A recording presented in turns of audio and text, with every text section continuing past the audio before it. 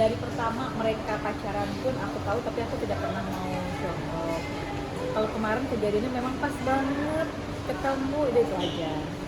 Karena aku tidak pernah mendengar dari adikku Dewi bahwa mereka itu bubaran. Jadi aku main kaget aja, kaget banget karena melihat bersama seorang perempuan. Jadi ya apa ya, shock banget akunya yang kaget aja. Berarti kakak ketemu langsung gitu? Langsung katakan depan mata saya. Dia sedang berpulekan depan mata saya dan dia kabur. Kan saya mau bicara baik-baik tadinya kan. Ya seperti ini, saya di sini, dia di sini. Pertama kita udah papasan di tangga. Lalu saya penasaran, saya naik ke atas. Lalu ya nggak jauh ya, jadi yang saya shock itu dia lagi pelukan kayak gitu, lihat saya dia pergi, laki-lakinya pergi. Itu aja sih, dia aku kaget aja. Padahal adik saya lagi sakit ya, Dewinya lagi sakit, dan Dewi betapa setianya, setia kerja, pulang kerja dia pulang, nggak pernah kemana-mana, nggak pernah jalan-jalan ke mall yang nggak jelas. Jadi dia memang kerja pulang, setia banget, anak itu luar biasa. Dan aku nggak pernah dengar kata-kata putus dari Dewinya. Hanya mereka lagi ya, kan namanya seorang pasangan lagi nggak baik hubungannya kan biasa aja ya, maksudnya kalau lagi ribut kan biasa aja ya, maksudnya berantem itu hal biasa lah ya, nanti juga baik lagi. Aku pikir dia selalu, karena memang ada kan namanya kita pasangan ribut baik lagi dan juga biasa. Cuma itu aja sih, ini dia saksinya. Itu tuh dia orangnya tuh saksinya, ini yang luar biasa. Kak, nggak mau dia. Sedikit aja kak. Berarti itu ketemunya di salah satu bar diskotik apa gimana nih? Ya jadi gini, aku itu nggak ada niat mau ke Bali. Itu mendadak sekali karena ada desainer aku, Kak Kris, dia dari Sydney. Harusnya dia pulang masih beberapa hari lagi, tapi dia tiba-tiba membatalkan penerbangannya, dia langsung di Bali dan dia telepon aku, dah ayo kita ke Bali. Aku langsung terbang tuh dari pembicaraan ayo ke Bali, 1 jam kemudian aku langsung berangkat. Kita biasa kalau ke Bali cuma mau makan, sebentar kalau misalkan terus kan memang dia mau ketemu temannya di salah satu klub di situ gitu kan. Kaget banget, sumpah kaget banget. Ternyata aku mendengar mendengar kronologisnya bahwa memang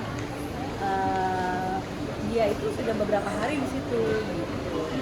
Dan sebelumnya pun di salah satu diskotik yang ada di situ, apa namanya, kapela itulah gitu kan. Jadi intinya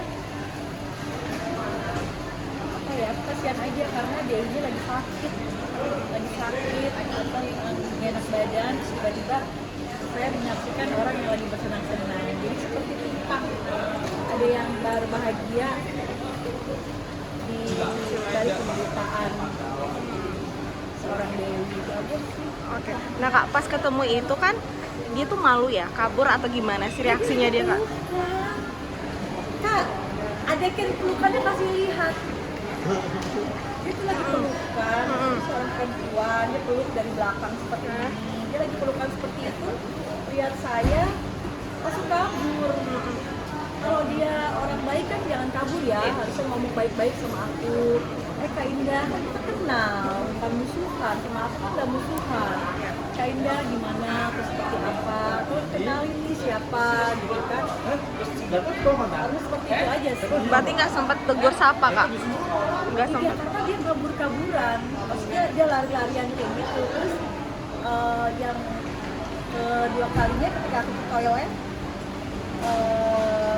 lihat dia, aku sempat telepon dari belakang, dia itu apa namanya menghindar, jadi setiap aku kan menghindar, jadi aduh aku sama suka kenapa sih harus seperti itu gitu.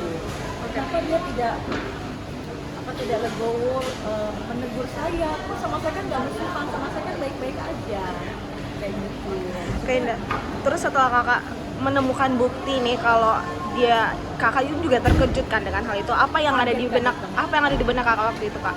Ketika ketika aku pertama kali ketemu di tangga, aku langsung telepon Dewi.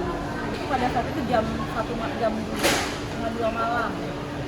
Setengah 2 malam waktu di Bali, di Jakarta setengah 1. Jadi aku langsung telepon Dewi betapa kagetnya. Jadi tadi di seminar aku bilang, ayo kita sudah lihat dia bersama perempuan, ayo kita pulang. Tapi aku bilang tidak bisa. Dewi itu sakit karena mereka tuh namanya lagi berantem, ada kangen pastinya ya.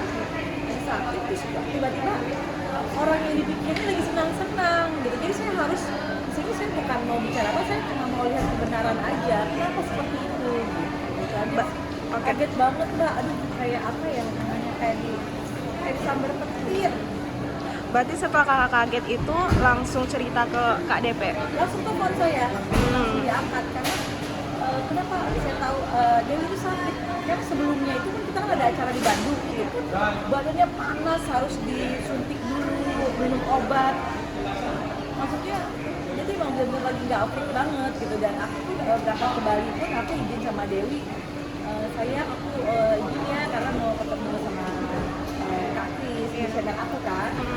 Jadi kalau bukan karena keajaiban Tuhan kayaknya nggak mungkin terjadi. Karena Kak Kris ini kan membatalkan penerbangan dari Sydney harusnya ke Jakarta beberapa hari lagi, tapi dia tiba-tiba boring di Sydney dan dia mau ke Bali dan telepon aku gitu. Jadi semua pasti karena Allah. Kayak ada pertanda aja gitu ya, kayak. Aku udah ditungguin tuh. Kak, pas memutuskan gitu untuk bercerita sama Mami DP, terus apa respon dari Mami DP sendiri? Ya gimana? Kita sebagai seorang perempuan pasti sedih. Tangisan pasti ada ya. Karena kita bukannya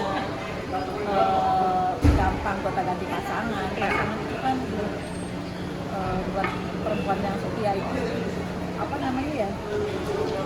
Udah jiwa banget gitu. Iya. Pastinya sedih banget.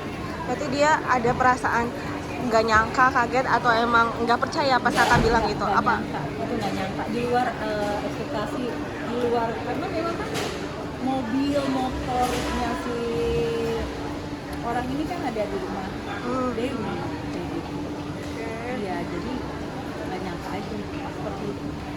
Berarti Mami DP udah langsung percaya, oh iya ini bener orangnya gitu ya Kak? Ya karena memang saya bicara fakta, itu tidak mungkin saya tidak bicara kebenaran.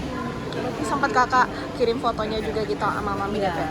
Foto dari belakang, karena perempuannya sudah tidak ada yang dia peluk tadi itu. Tapi kenal nggak Kak sama perempuannya?